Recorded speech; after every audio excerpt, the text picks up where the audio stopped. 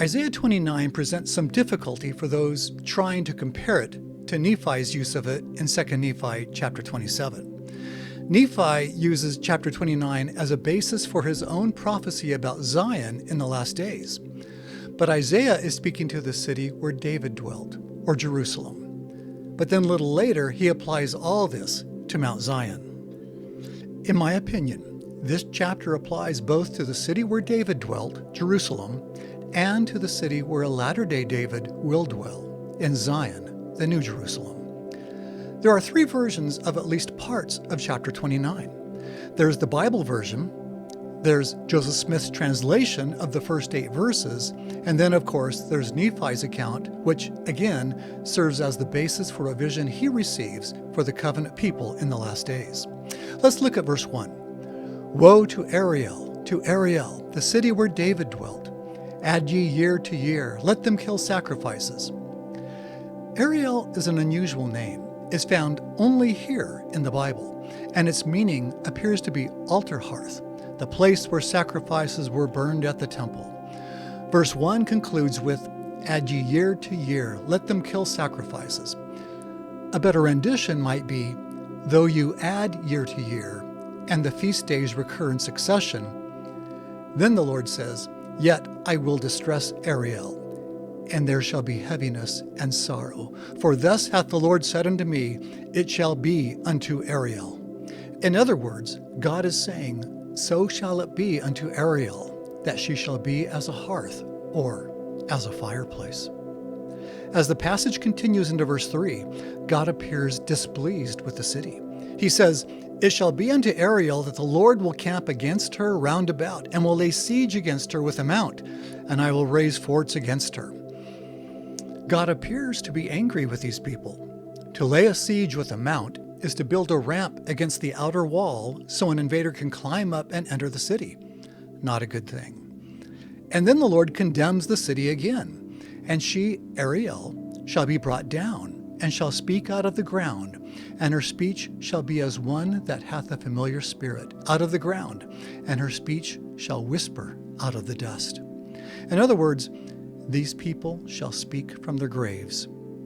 A footnote in the LDS Scriptures relates this to the Book of Mormon, but we should remember that Isaiah says all this pertains to Ariel, the city where David dwelt.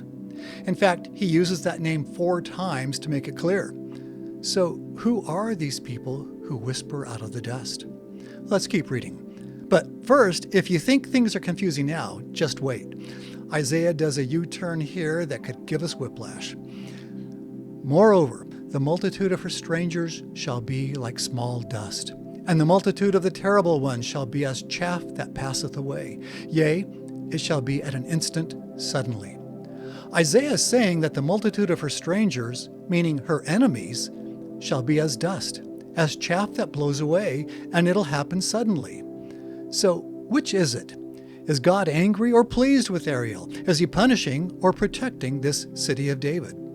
Let's keep reading. For they shall be visited of the Lord of hosts with thunder, and with earthquake and great noise, with storm and tempest, and the flame of devouring fire.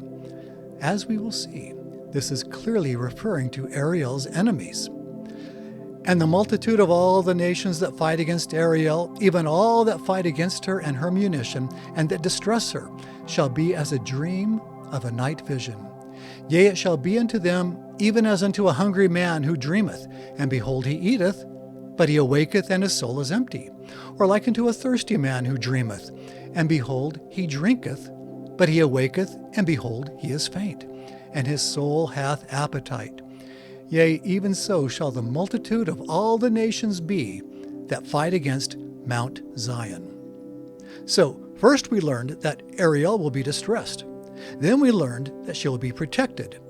In the last sentence, we also learned that Ariel is likened to Mount Zion, and that all the nations that fight against her will fail. They might think they've accomplished something, but when they wake up the next morning, it turns out it's all an illusion. They've accomplished nothing. Now, that didn't happen to the Nephites. They were completely destroyed. But, and this is important, the Nephites did speak to us from the dust, as Nephi declares. But although the Nephites speak to us through the Book of Mormon, Nephi is speaking there of the entire Book of Mormon, including the sealed portion. Nephi is speaking of a time when Zion is being built in the last days, and all of the Book of Mormon has been revealed to the covenant people. But here in Isaiah, he's saying that the people of Jerusalem will yet fall, and that they too will speak to us from the dust, just as Isaiah does here in this book. In fact, most of Isaiah was recently found in a dusty cave among the Dead Sea Scrolls. But in the end, this prophecy doesn't just refer to the city where David dwelt, but to the city where David will dwell, in Zion. Even in Zion, the Lord will allow an enemy to lay a siege round about her, a siege which will dissipate like a dream in the night when 185,000 enemy soldiers are slain by the angel of the Lord before dawn. In the last days, Ariel will rise again, even Mount Zion, and it will be protected forever.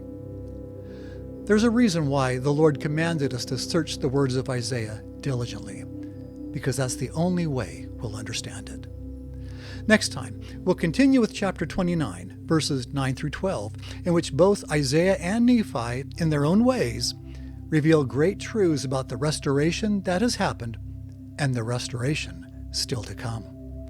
I'm Curtis Taylor with the Words of Isaiah.